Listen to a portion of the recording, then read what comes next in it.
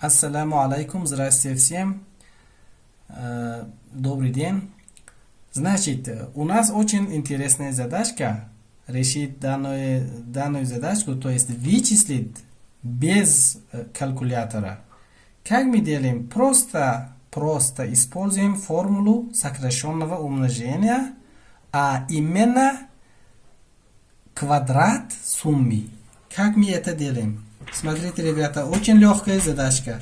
2010 перепишем в другом виде.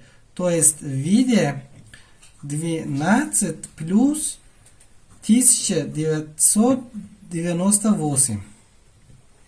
Опять-таки дает же нам 2010, да? Потом остальную часть задачки напишем как есть. Вот. Теперь откроем скобки и перепишем в другом виде. Вот. Когда умножим 998 на себе, дает нам целый квадрат данного числа, плюс умножим еще, опять-таки, обе эти члены, и который нам дает. А 12 сразу же напишем 2 умноженное на 6. Чтобы нам было понятно, что это удвоение, да? А 36 напишем в виде целого квадрата, 6 в квадрате. Теперь вам стало ясно, да? Эта формула дает нам формулу квадрата суммы а плюс b.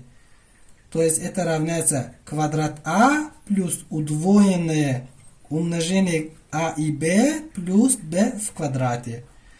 По этой формуле напишем 998 плюс 6 в квадрате. Теперь 998 и 6 плюс 6 дает нам 2004 в квадрате.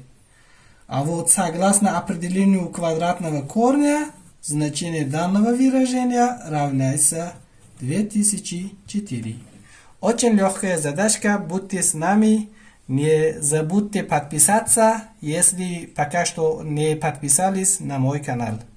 Всего вам доброго.